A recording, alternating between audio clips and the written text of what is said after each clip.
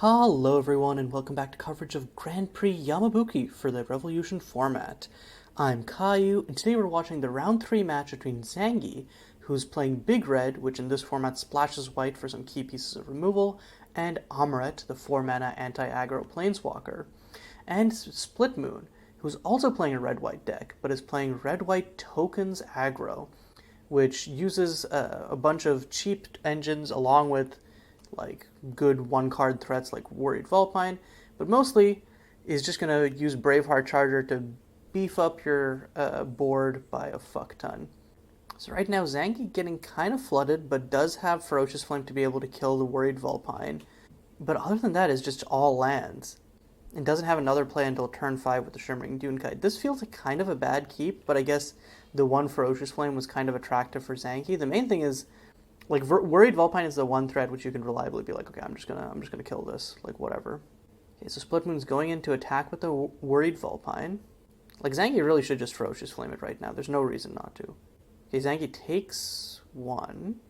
I think the main reason I'm saying that is because I don't think there's anything worth killing anyways. Okay, it plays the Braveheart Charger main 2, which again, I think if you're scared of your opponent having... Okay, this just feels like a bad play in many ways. I'm going to explain in a second, but first Zangy Ferocious Flames a Worried Wolfpine.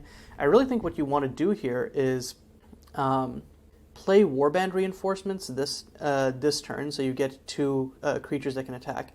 Next turn you play Braveheart Charger, and since it has haste, you can swing in along with your Warband Reinforcements. You have a 3rd mana which you can use to Ferocious Flame Zangy's face. So then Zangy takes 2 damage from Ferocious Flame, 3 damage from Braveheart, and then another 4 damage from the Warband Reinforcements. But it looks like Splitmoon might be going for a maximum value here. He's going to swing in for 4 with the double Bravehearts, but again, I really think that one of these should have been a Warband Reinforcements, because again, Warband Reinforcements doesn't have haste, but your Braveheart Charger next turn will. So running out the Warband Reinforcements as early as possible feels very important to what this deck is doing, and I think that this sequencing is, while not a punt, it's definitely suboptimal. Oh no, don't run out the Ferocious Flame now. He's going to run out the Ferocious Flame now.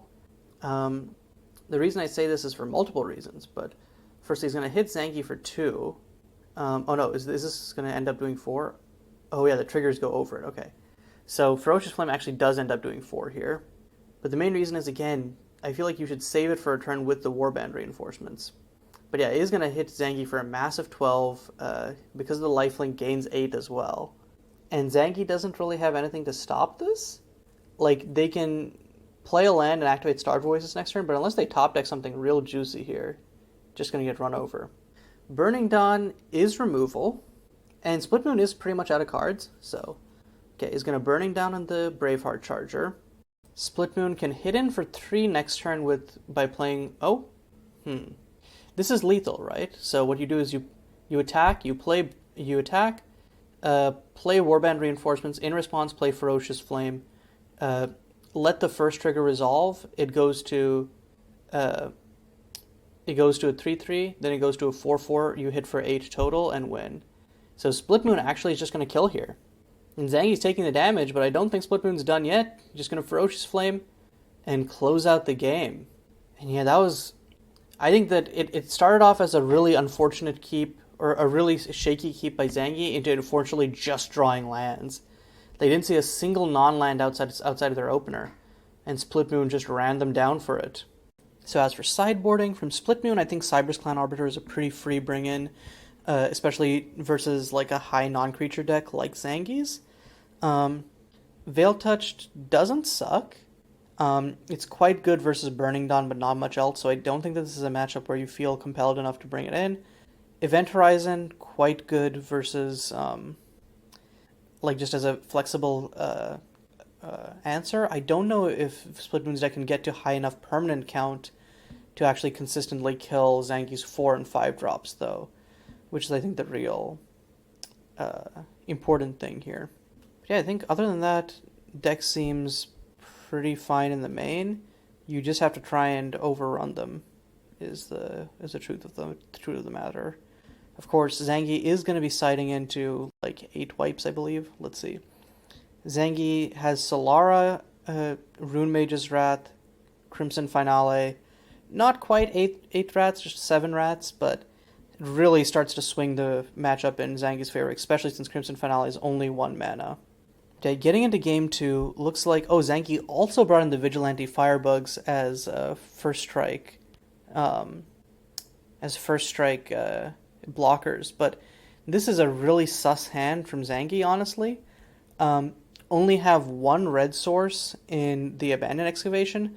They have to run that out turn 3 on the Climb to the Peak to hit more lands so they can potentially get into an Amoret or something. They can also Sermon of the Way, but then they don't have another 2-drop, so just going to eat 3 damage from the Eager Hatchling plus Braveheart Charger. And yeah, don't have many tokens for the Braveheart Charger, but does have a steady stream of burn. Okay, Zangy drawing another Climb to the Peak. I feel like, yeah, you just have to run that out immediately to hit. The idea being hit a red source, next turn play Amoret, and hope to carry the game from there. Because again, Amoret just absolutely destroys aggro decks. Okay, and did also side in the Crimson Finales and the Rune Mage's Rats. But can't play the Rune Mage's Wrath, will be able to next turn play Windbeaten Stones off of the Climb to the Peak, and then play the Amoret from hand. Probably -2 to kill the Braveheart Charger. It does die to the Eager Hatchling then, huh? Oh, this is the problem. The Eager Hatchling is actually just ready to flip, so you have to kill the Eager Hatchling. Okay, and double Ferocious Flame from Splitmoon, which because the Eager Hatchling has 2 power, this is actually going to deal 8 damage. Oh my god, that's 16 damage. Zangy's down to 1 life. But yeah, Ferocious Flame has really been the MVP this match. Just absolutely bulldozering Zangy's life total. 16 damage turn 3. Insane. Almost killed there. Like, what? Okay, so what is Zangy's out here, really? I think if you're Zangy, your out here is... Well, you can't... See, Zangy can't even play the Windbeaten Stones now. Holy crap, they can't even play the Windbeaten Stones now. They can't generate red mana, so I think they just die. Oh my god, what a beatdown. And Splitmoon winning on turn 4. And I think really also showing off the power of Braveheart Charger, which was tried a little bit at the start of the format, but hasn't really seen play since the Experience aggro decks dropped. But I think Splitmoon really making a case for them there in that 10-minute set. So I think Braveheart Charger definitely one of the cards that we're hoping to see more experimentation with post rotation, if Splitmoon's deck is anything to go by. And yeah, I think Zangy, of course, Zangy also did have serious mana issues, flooding in game 1 and not having the sources they needed in game 2. But I think aggro is made to punish those missteps, especially against a deck like Big Red, which is supposed to, on paper, really mess up aggro decks. So, in general, good games to both players, exciting showing from Splitmoon, and hopefully we see matches just as blistering as those as the tournament progresses. But until then, this is Caillou signing off.